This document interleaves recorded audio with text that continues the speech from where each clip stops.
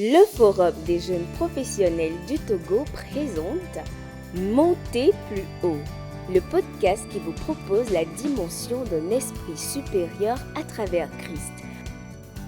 En tant que jeune chrétien, il ne suffit pas seulement de réussir dans sa vie professionnelle, mais il faut également réussir dans sa vie spirituelle.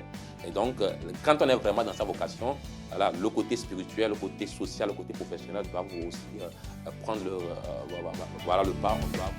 Épisode 3. Découverte de sa vocation avec le professeur Koko à Dombounou.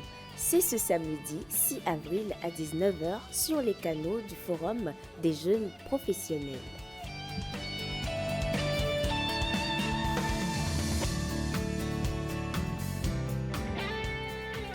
Bonjour et bienvenue dans Monter plus haut, le podcast du Forum des jeunes professionnels.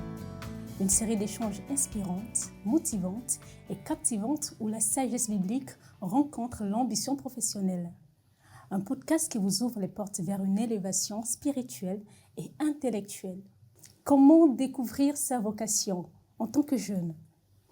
Nous sommes convaincus qu'à la fin de cette émission ou de cet épisode, vous serez en mesure d'identifier vos passions et vos talents.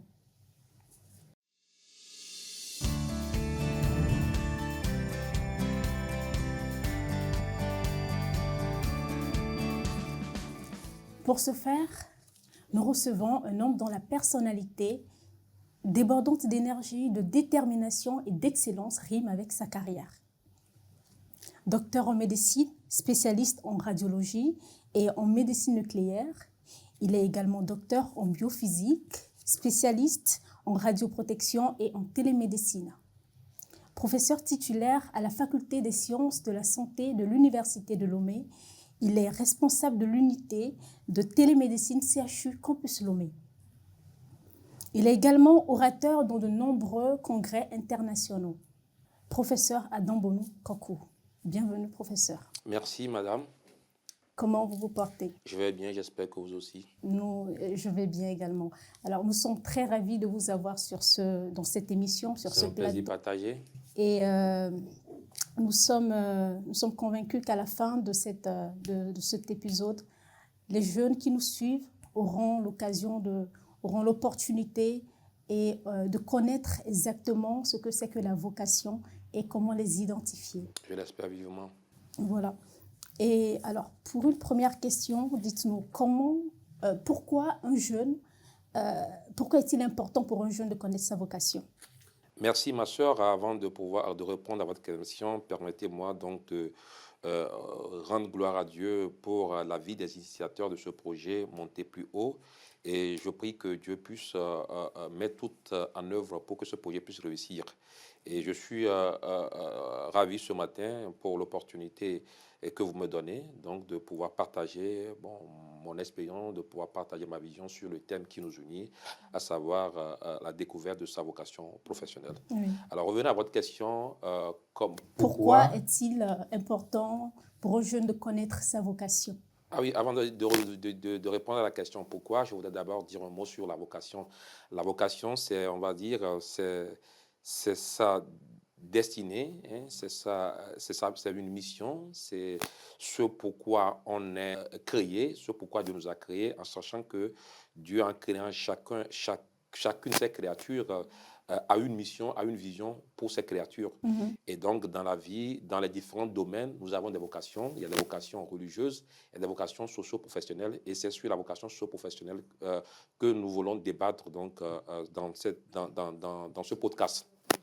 Alors, donc, il est important d'identifier sa vocation pour, comme le dit la Bible, pour pouvoir s'appliquer à s'affirmer dans cette vocation, pour marcher dignement dans cette vocation et pour pouvoir réussir à impacter la société, à impacter le corps de Christ quand on est dans sa vocation. Oui. Parce que dans la vie, nous ne pourrons pas tout faire. Nous n'avons pas les mêmes talents. Nous ne pouvons pas exercer tous les métiers.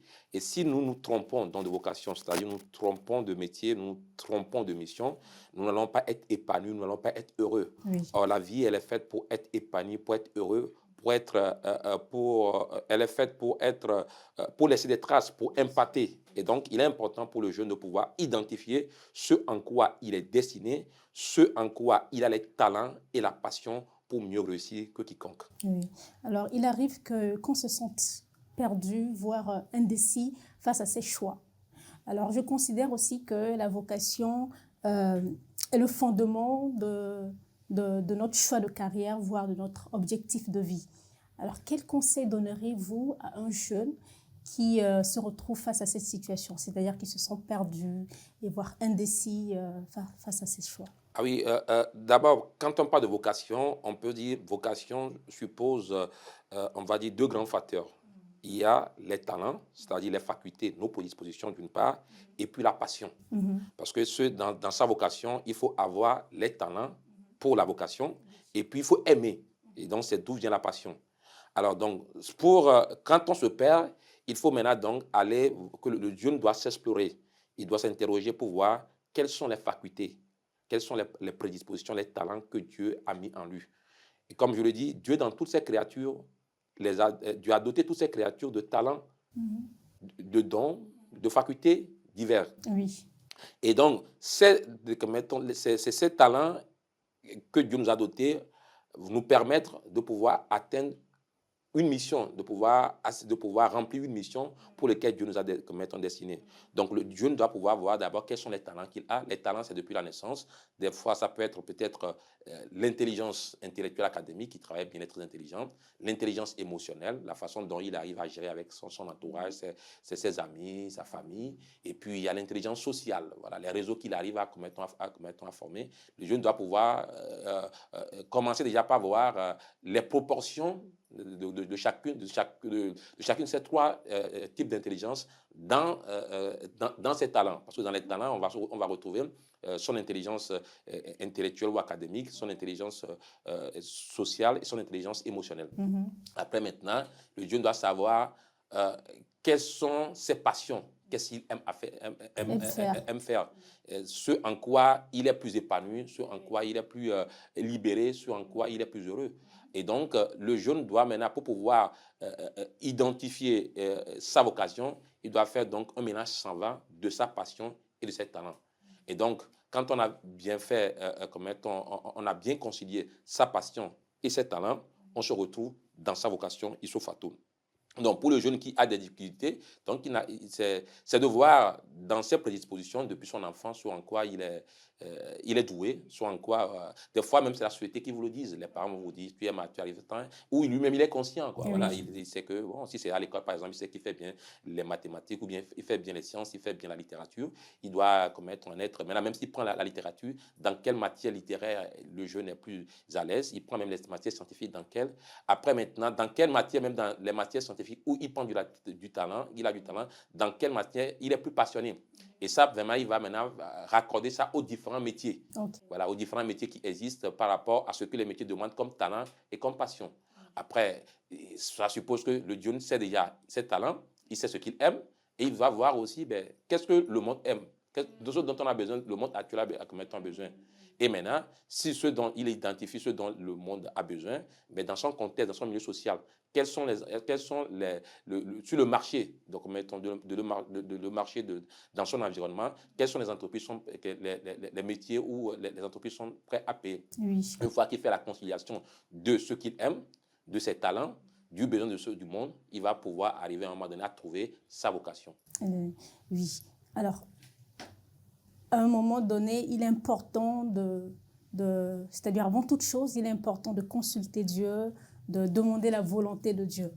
Alors, comment est-ce qu'un jeune peut arriver comment est-ce que la prière et la réflexion personnelle peut conduire le jeune vers sa vocation? Oui, c'est comme je le disais, des fois ces talents, on va être orienté vers plusieurs vocations, c'est-à-dire qu'on a plusieurs talents et voilà, on peut aimer On peut être passionné par plusieurs choses. Et maintenant, il faut faire le choix de ce qui te convient effectivement.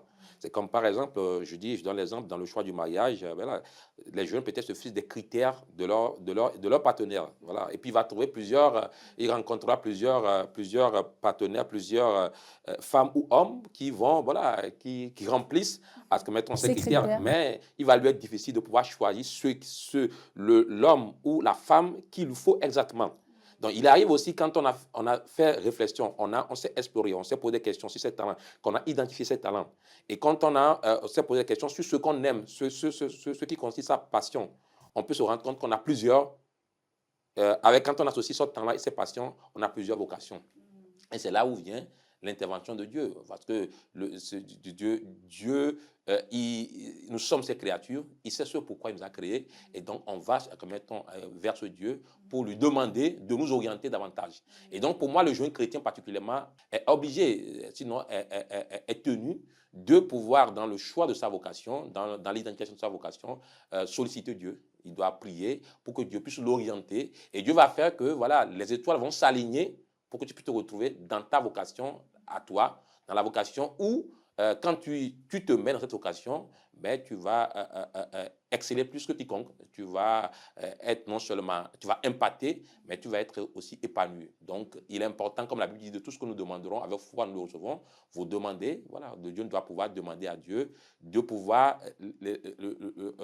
mettre de rendre plus évident sa vocation, et Dieu le fera de plusieurs manières. Voilà. Vous allez voir que, comme je le dis, des fois, alors que vous remplissez peut-être les critères ou les conditions pour pour faire une faculté ou bien faire une école, ben, bon, on peut ne pas vous choisir. Ou alors même que peut-être que vous avez passé, comme mettons les examens, vous n'avez pas bien réussi dans les matières qui sont de base, mais on peut vous choisir, voilà, donc Dieu peut, et puis maintenant, Dieu peut faire que, bon, on ne vous choisit pas dans un domaine, on vous choisit dans un domaine, et dans l'autre, on ne vous choisit pas. Oui. Et donc, Dieu va faire que les circonstances vont concourir à ce que vous vous retrouvez dans sa vocation, puisque la volonté de Dieu est que chacune de ces créatures se retrouve dans sa vocation socio-professionnelle. Alors, prenons un exemple d'un individu passionné par le design et qui a pour talent le don de chanter, c'est-à-dire qu'il a une voix sublime, captivante. Comment faire le choix? Comment est-ce qu'il peut identifier sa vocation dans ce cas-là? Alors, s'il est passionné par le design, oui. Alors normalement, si le design est sa vocation, on doit supposer qu'il doit avoir également les talents qui vont avec. Donc, il doit avoir ces talents doivent être travaillés. C'est pour cela qu'il faut l'identifier très tôt. Parce que les talents, on ne peut pas se les doter après. Ce sont des choses qui sont en nous, qu'on peut travailler facilement. Donc, si sa vocation est le design, non seulement il y aura la passion pour le design, mais il va avoir aussi les talents pour être un bon designer. C'est-à-dire que, voilà, on voit que facilement. Maintenant, s'il a les talents pour la musique, et les passions pour le design. Normalement, s'il a les talents pour la musique, il doit avoir également la passion pour la musique. Pour chanter, il doit être à l'aise. Et donc, quand il est comme ça, ce jeune, il doit prier Dieu. Et Dieu doit pouvoir, il doit prier Dieu pour qu'il puisse l'orienter. Parce que pour moi, je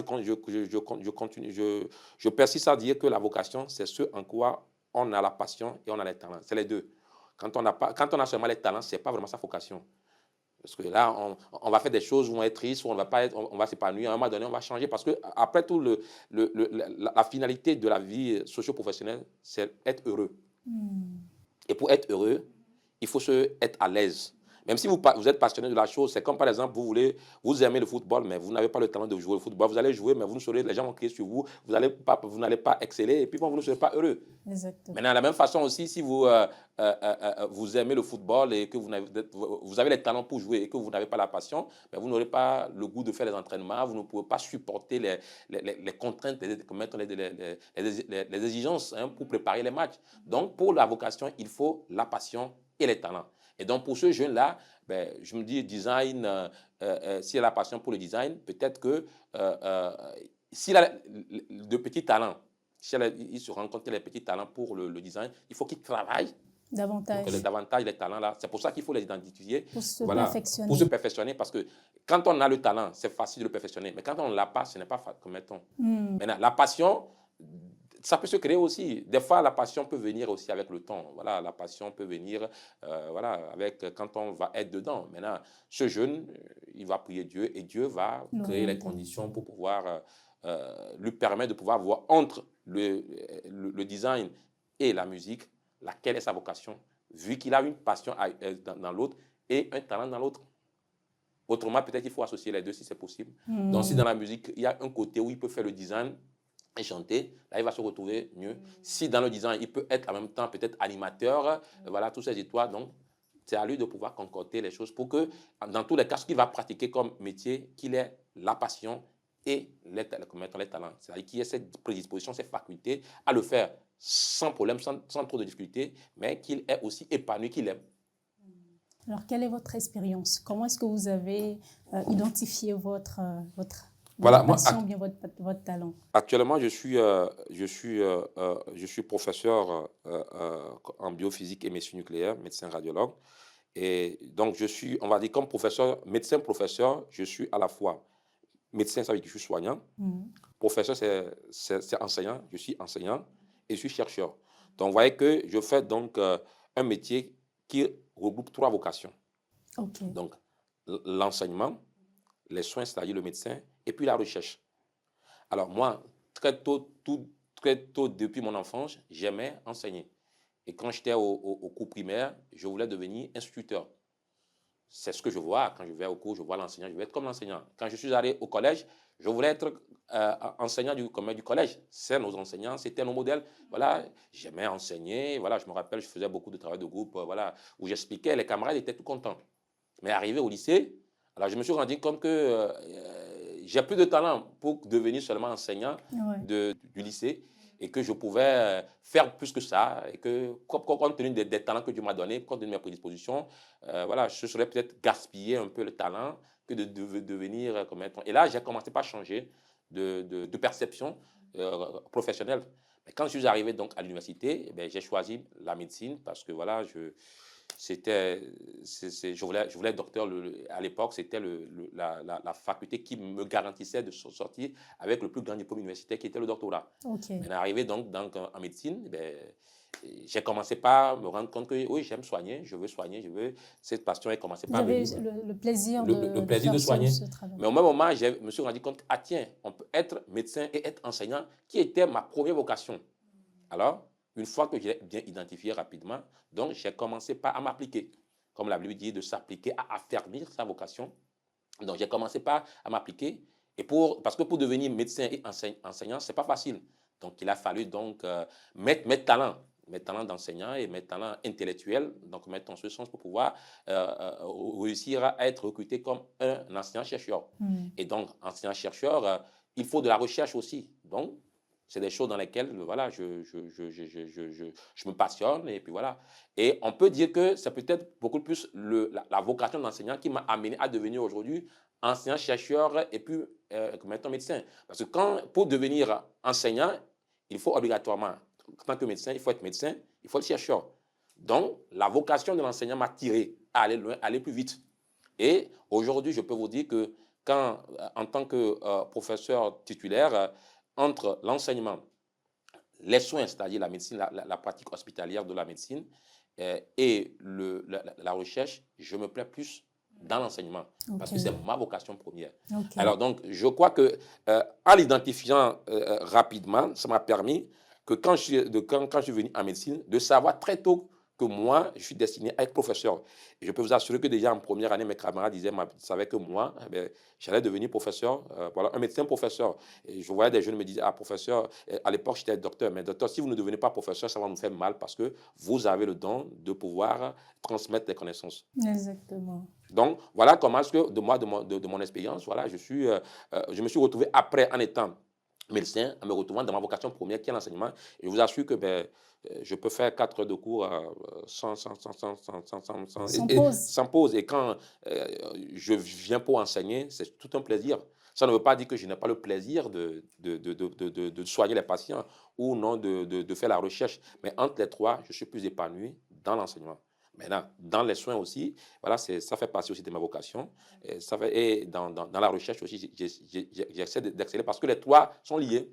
Parce que ce qu'on enseigne, ça provient des expériences qu'on a sur le patient. Exactement. Et puis ça provient aussi quand même des résultats de tes recherches. Et donc, la passion de l'enseignement m'amène aussi voilà, à augmenter ma passion pour les soins médicaux et puis les recherches dans le domaine de la santé, je voudrais dire. D'accord. Merci, docteur. Merci, professeur, plutôt, d'être passé sur notre plateau. Nous avons eu le plaisir d'échanger avec vous et d'apprendre davantage sur la vocation. Vous avez un mot de fin?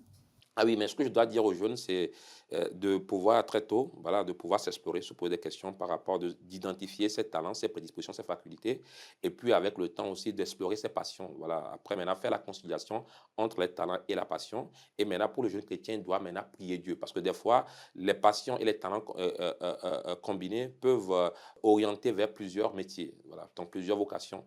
Et avec la prière, la crainte de Dieu, Dieu va vous amener dans votre vocation. Il va faire tout pour que toutes les étoiles puissent s'aligner, pour que vous vous retrouvez dans votre vocation. Et une fois que vous vous trouvez dans votre vocation, vous êtes épanoui, vous impactez la société, vous apportez un plus dans le corps de Christ, parce que en tant que jeune chrétien, il ne suffit pas seulement de réussir dans sa vie professionnelle, mais il faut également réussir dans sa vie spirituelle.